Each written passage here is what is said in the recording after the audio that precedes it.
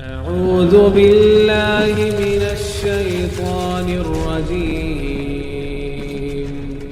بسم الله الرحمن الرحيم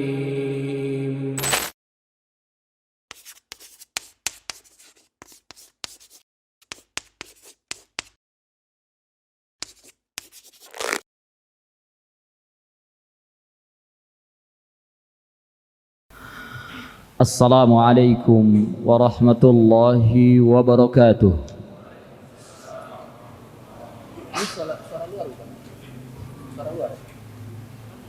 Enggak.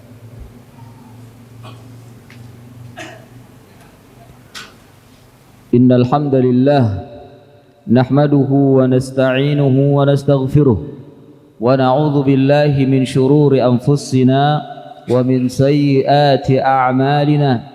من يهده الله فلا مضل له ومن يضلل فلا هادي له أشهد أن لا إله إلا الله وحده لا شريك له وأشهد أن محمدا عبده ورسوله اللهم صل وسلم وبارك على نبينا محمد وعلى آله وأصحابه أجمعين أما بعد إخواني wa akhawati fillah a'azzani Allah wa iyyakum. Kembali kita melanjutkan kajian kita dari kitab At-Tauhid karya Syekhul Islam Muhammad ibn Abdul Wahhab bin Sulaiman At-Tamimi rahimahullahu ta'ala. Dan malam ini kita masuk pada bab yang baru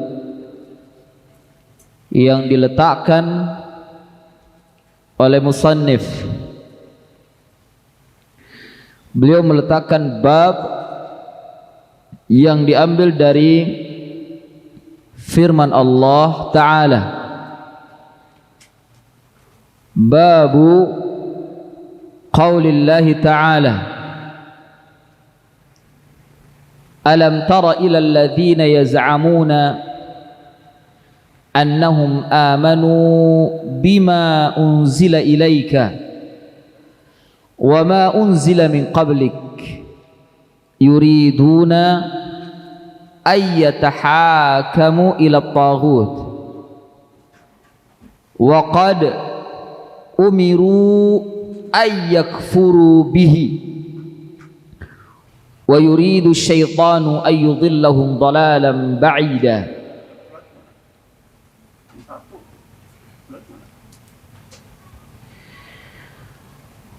Wa tamamul ayah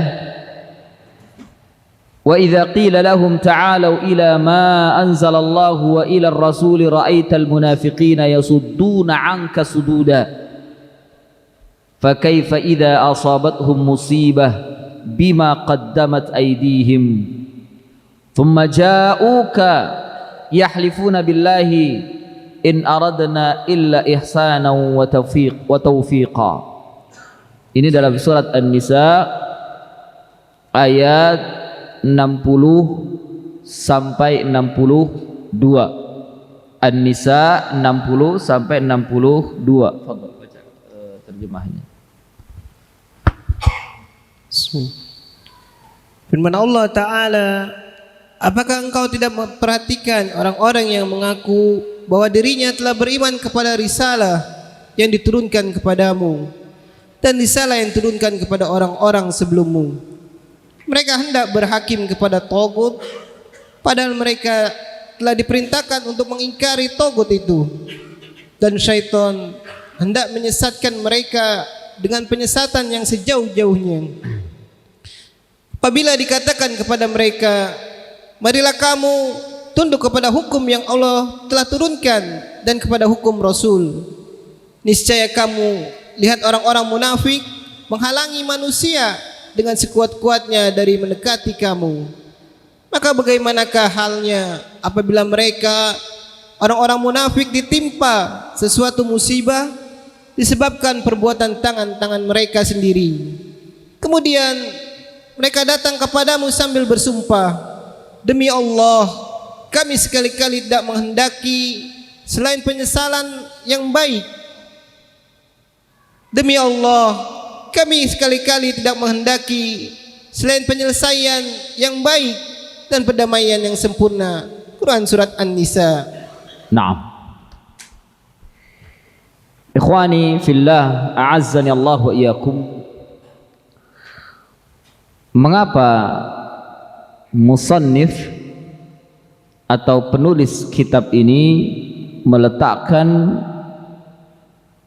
ayat ini sebagai bab berkaitan dengan tauhid?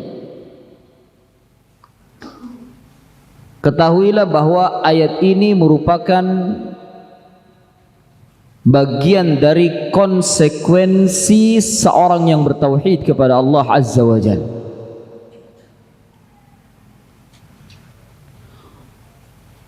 Orang yang bertauhid kepada Allah,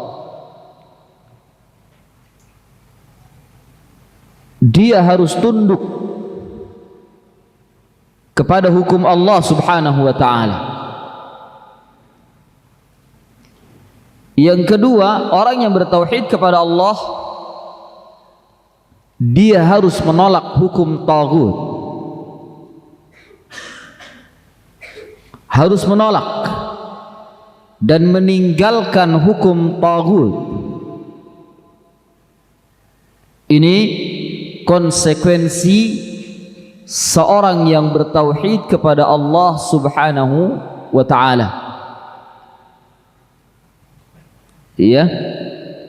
Dan Allah menyatakannya dengan tegas demikian. Tidak ada mumayyi'. Apa mumayyi'? yakni ketidakjelasan. Iya, ketidakjelasan. Apalagi mengikuti hawa nafsunya. Dan Syekh Shalih Al-Fauzan hafizahullah ta'ala meletakkan atau mengatakan munasabatu hadzal bab li kitab tauhid, persesuaian bab ini terhadap kitab tauhid, bahwa muallif yakni penulis kitab ini, penulis kitab tauhid, nabbaha, memberikan tanbih, memberikan peringatan bihadzal bab ala ma tadammanahu at-tauhid wastilzamuhu min tahkimir rasul fi mawaridin niza'. Yani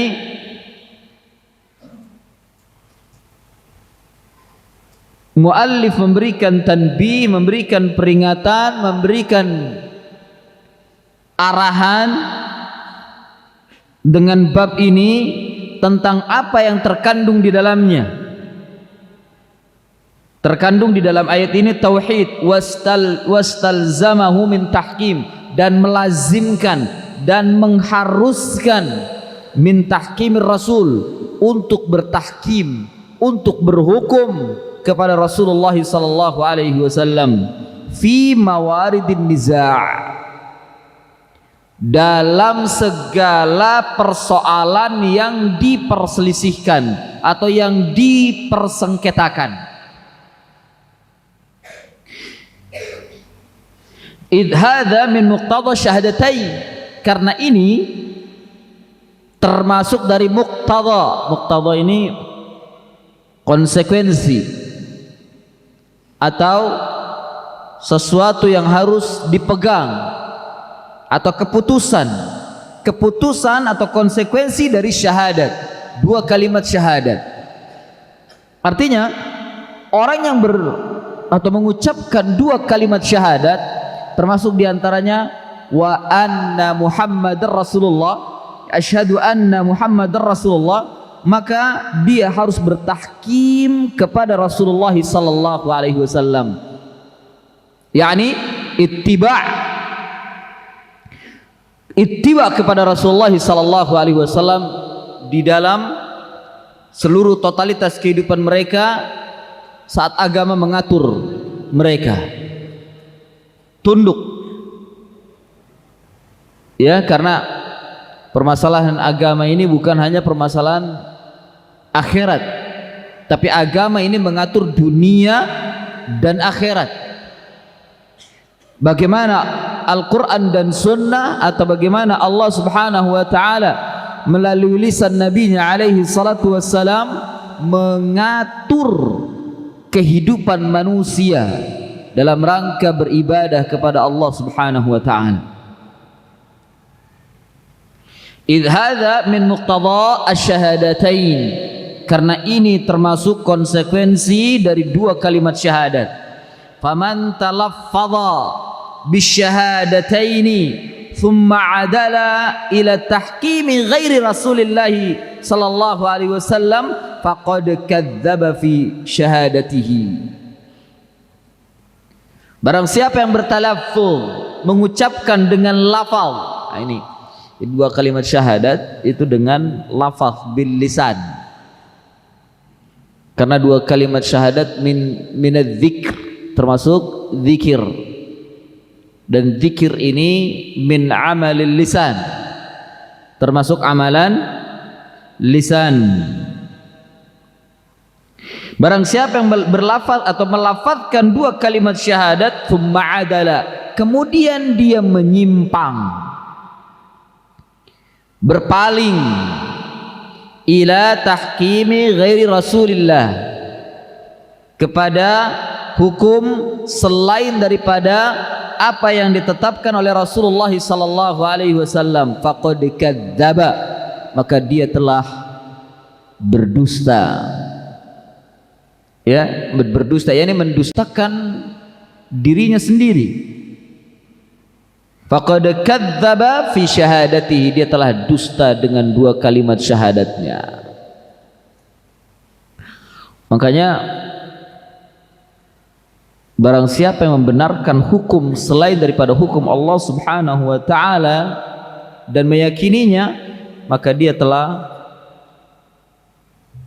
dikeluarkan dari Islam karena telah membatalkan syahadat. Ya, membatalkan syahadat. Ini penjelasannya sepertinya membutuhkan rally panjang. Ya, karena khawatir kita salah di dalam memahaminya. Orang yang salah memahami bab ini jadi teroris, ya ikhwah. Ya, orang yang salah di dalam memahami bab ini jadi pemberontak sama penguasa nanti. Bahaya. Karena berbicara tentang al-hukmu bi ghairi ma anzalallah. Ya, hukum, berhukum kepada selain apa yang diturunkan oleh Allah Subhanahu wa Ta'ala. Dan memang konsekuensi tauhid itu harus berhukum dengan Allah, kembali kepada hukum Allah dan Rasulnya, tidak kepada hukum yang lainnya. Ya, dan menjauhi taghut, itu konsekuensi bertauhid. Nah, makanya perlu hati-hati di dalam memahami bab ini. Jangan sampai salah paham. Ya, karena sedikit salah paham bahaya. Ya. Berapa banyak orang-orang yang salah di dalam memahami bab ini, dia menjadi penentang, bahkan pemberontak terhadap penguasanya sendiri. Ya, ikhwani fillah, a'azzani Allah wa iyyakum.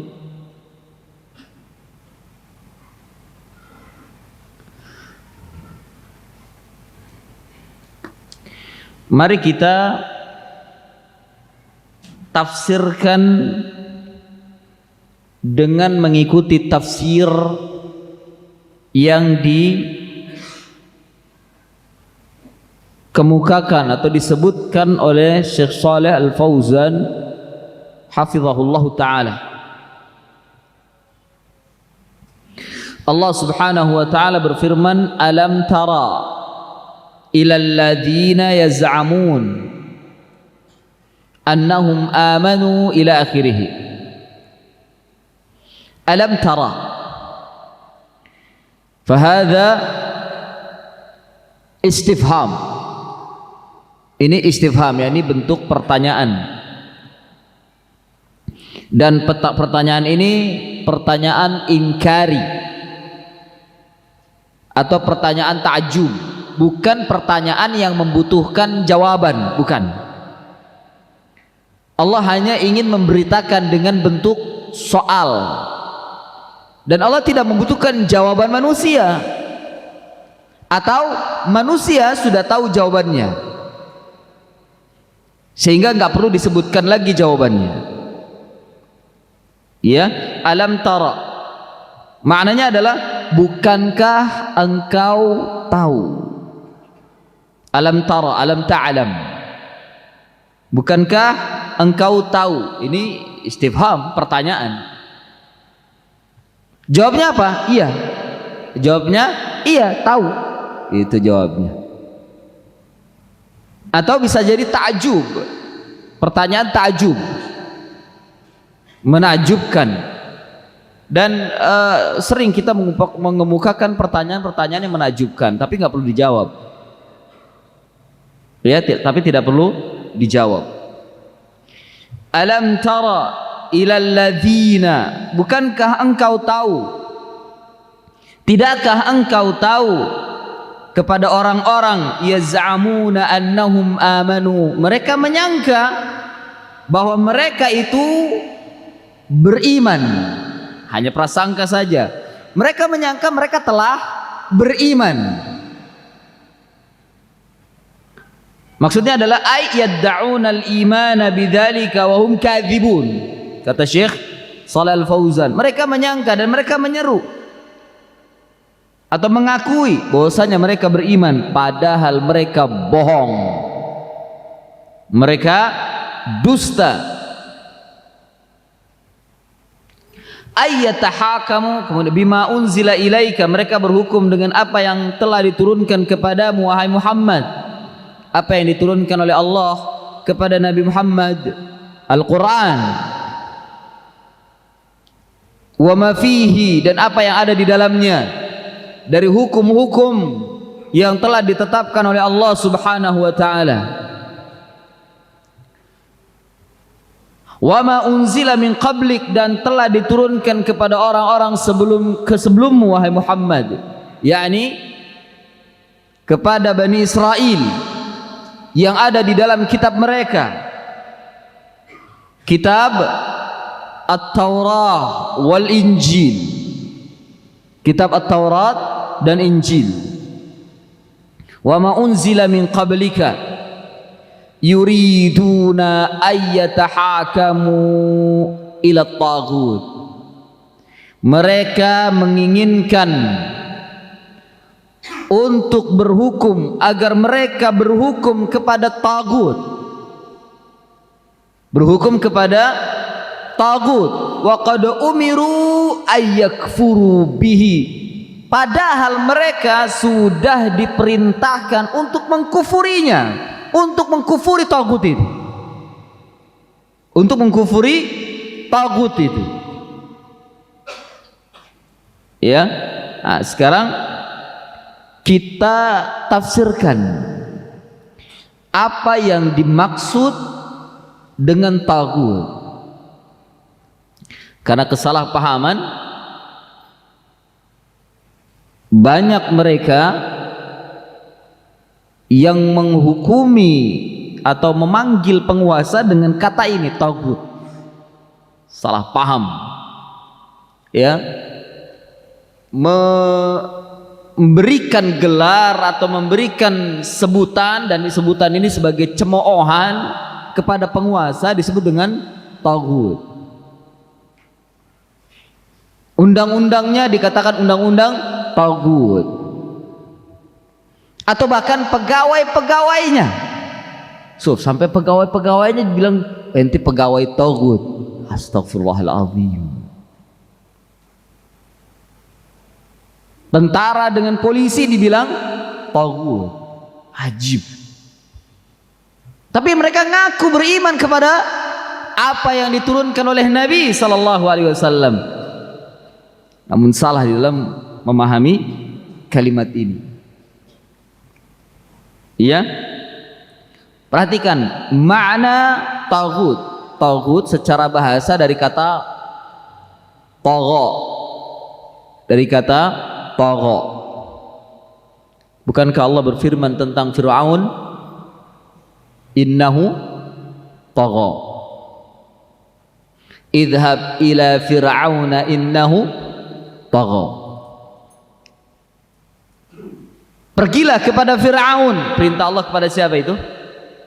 Musa alaihi salatu wassalam. Pergilah kamu kepada Fir'aun. Innahu tagha. Dia itu telah tagha. Tagha itu adalah melampaui batas. Telah melampaui batas. Ya. Dan dialah taghut. Fir'aun taghut dari kalangan manusia. Sedangkan taghut dari kalangan jin siapa? Iblis la'anatullah alaih. Ya ikhwah, Fir'aun dengan iblis itu setali 3 uang. Fir'aun dari manusia, iblis dari jin. Hanya saja Fir'aun sudah mati, iblis masih hidup. Dua-duanya akan menjadi pemimpin di neraka nanti. Itu Fir'aun. Fir'aun yang ada pada zaman Nabi Musa. Ya, yang ada pada zaman Nabi Musa. Dua-duanya memimpin nanti siksaan yang ada di neraka, memimpin penduduk neraka. Fir'aun dari kalangan manusia, jarang. Ya, jarang. Naam, min ma'budin au matbu'in, atau melampaui batas dalam matbu', dalam ittiba', dalam ikutan, dalam panutan, melampaui batas. Au muta', atau ketaatan, mentaati seseorang melampaui batas. Ya, untuk mengetahui melampaui batas ya sudah merubah hukum Allah. Mengikuti seseorang sampai merubah hukum Allah, orang tersebut sampai merubah hukum Allah tetap kita ikuti, maka itu melampaui batas. Mentaati seseorang sampai mentaati mereka dalam rangka untuk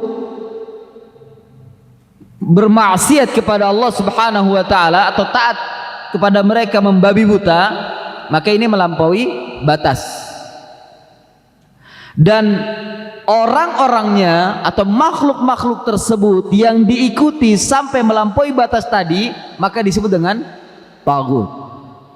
Makhluk-makhluk yang diikuti oleh manusia sampai melampaui batas tadi disebut taghut. Disebut taghut. Dan ini umum, bukan hanya penguasa saja, karena sebagian mereka menyematkan kalimat ini hanya kepada penguasa. Jahat sekali mereka itu. Ya, karena salah paham dengan istilah taghut, disematkan kepada mereka, disematkan kepada penguasa, yang mayatabadar fi dzihn, apa yang terlintas dalam ingatan mereka setiap ada kata taghut, ingatnya ke penguasa. La haula wala quwwata illa billah. Betapa bodohnya dia terhadap ilmu tentang taghut.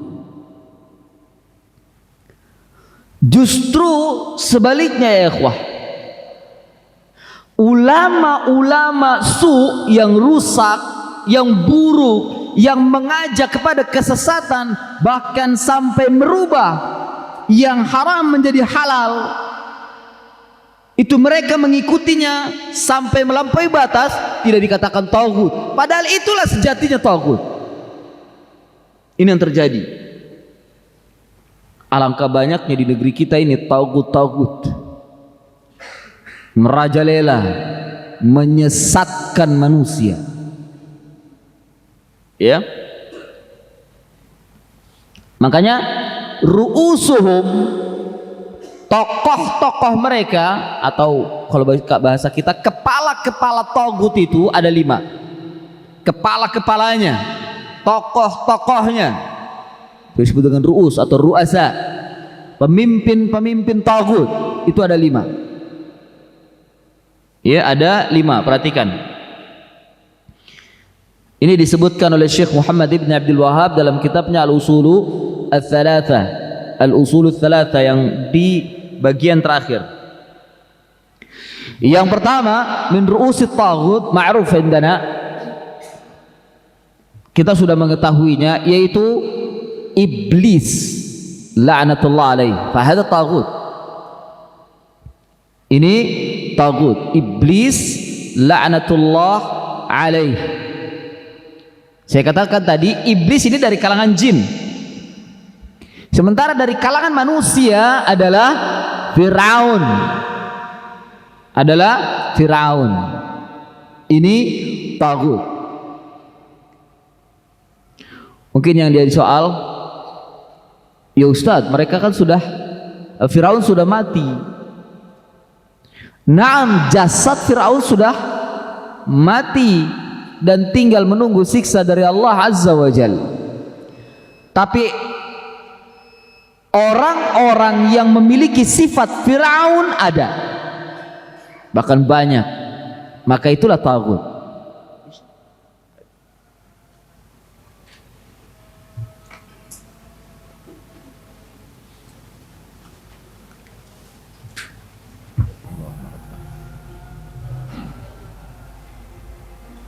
Naam. Yang pertama, kepalanya taghut yang pertama adalah iblis la'natullah alaihi. Ini dari kalangan jin. Sementara dari kalangan manusia adalah Fir'aun. Kalau iblis masih ada, masih hidup sampai sekarang. Dan dikabarkan oleh Nabi SAW singgasananya di mana? Di laut, di tengah lautan. Tapi tidak bisa dita'yin, tidak bisa ditentukan. Oh, singgasananya ada di segitiga Bermuda. Siapa bilang? Hanya karena mentang-mentang kalau orang lewat di atas segitiga Bermuda hilang, ya, ada setan yang menyedot dan lain sebagainya. Orang bilang katanya ya segitiga Bermuda itu angker. Ya bukan berarti di sana meletakkan singgasananya, belum tentu. Bisa jadi diletakkan di pantai laut selatan, mau apa ya? Kan banyak di sana juga, bahkan iblisnya berupa wanita itu, yang mereka sebut dengan ratu pantai selatan. Bisa jadi di situ. Tapi kan kita tidak tahu, tidak bisa dita'yin, ditentukan inilah singgasananya iblis lah, tidak bisa. Ya. Dan memang secara umum lautan itu termasuk dari bagian tempat-tempat jin-jin yang Allah ciptakan. Jadi di antara tempat tinggal jin yang Allah tetapkan oleh mereka, yang oleh tetapkan untuk mereka adalah di tengah lautan di antaranya. Makanya iblis meletakkan singgasananya di lautan, di tengah lautan, karena memang di sana ada istana, istananya iblis, dan ada masyarakatnya, untuk menunjukkan bahwa terkadang di tengah lautan ada kampung, mungkin ada ya pemukiman dari kalangan bangsa jin, ada. Kemudian di antara bangsa jin yang ditempatkan oleh Allah Subhanahu wa taala adalah di pinggir-pinggir sungai atau di sungai. Di muara atau di hulu. Hulunya di mana? Gunung biasanya ya.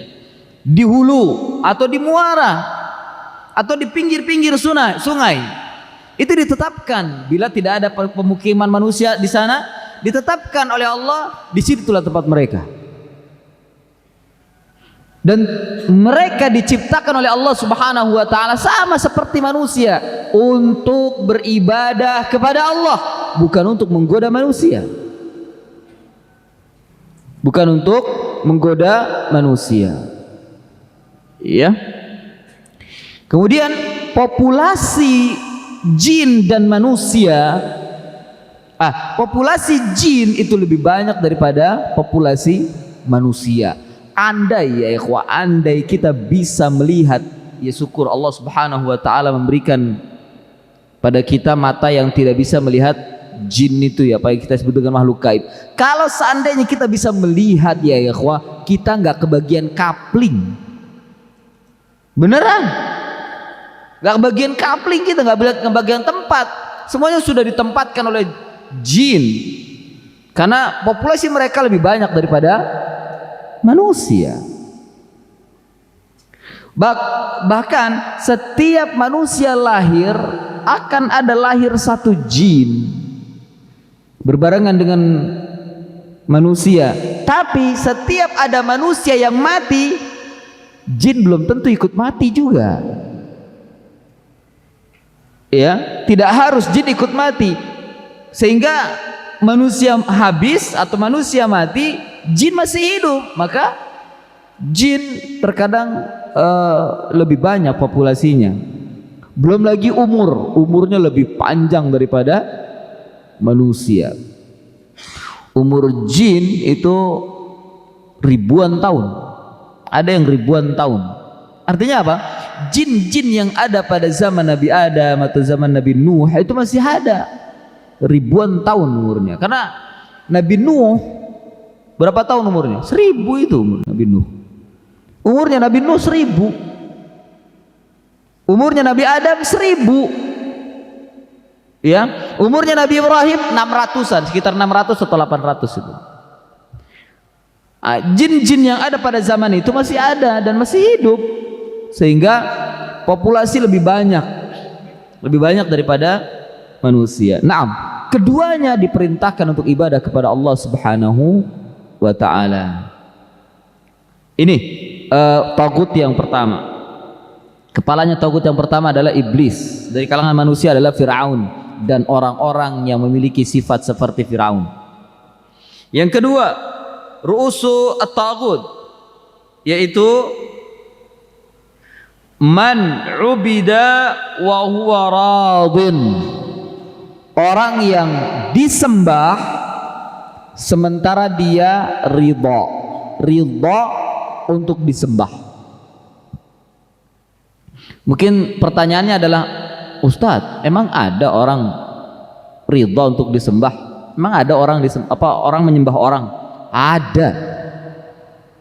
Bukankah kemarin sudah kita jelaskan bahwa penyembahan kepada makhluk atau penyembahan kepada manusia tidak harus dia sujud kepadanya, tidak harus dia ruku kepadanya, tapi apa?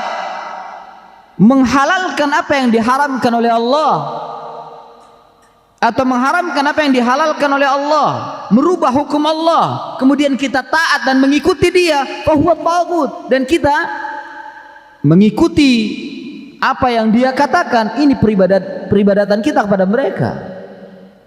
Dan dia rela diikuti seperti itu, rela diikuti, dan bahkan mungkin kalau tidak ada yang mengikuti apa yang dia katakan, marah dia, fahuwa taghut. Maka itulah taghut. Man ubida, ya, man ubida wa huwa radin, siapa saja yang disembah dan dia ridha untuk disembah, fahuwa taghut. Ridha ya rela, ya rela, bahkan mungkin marah kalau ada orang yang nggak mau ikut kepada dia. Marah, kamu harus ikut saya, harus taat kepada perkataan saya. Itu taghut, ya taghut, harus taat dengan perkataan saya.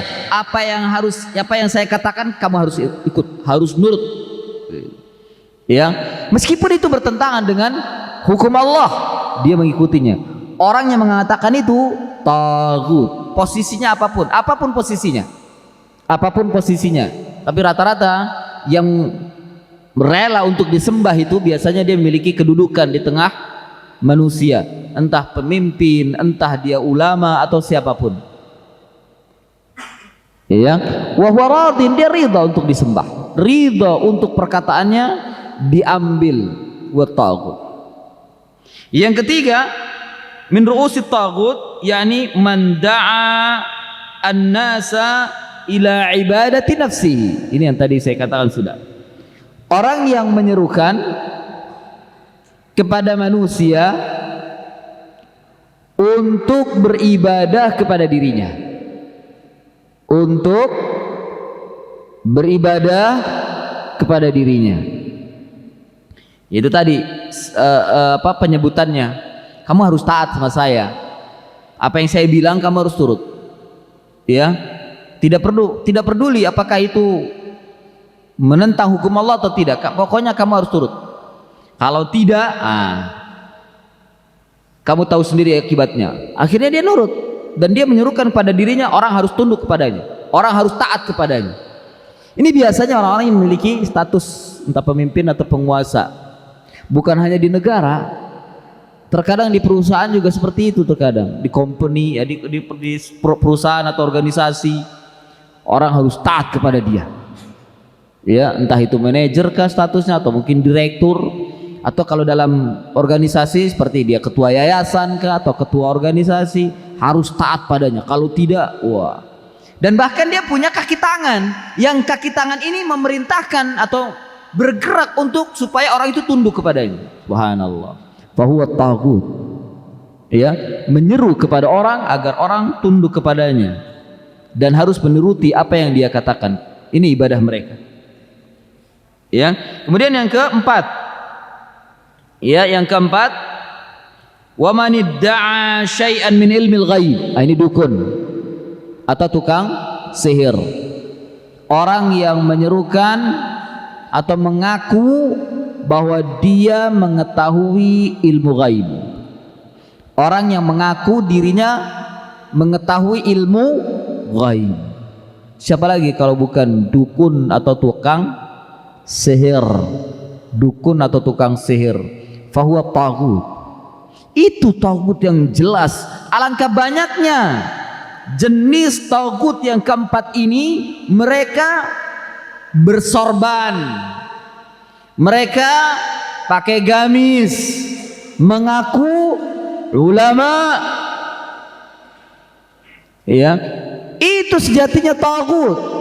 Tapi manusia banyak yang tidak mengetahuinya bahwa dia adalah pengikut taghut, tapi nggak mau menyebut pemimpinnya itu taghut, disebabkan karena kebodohannya.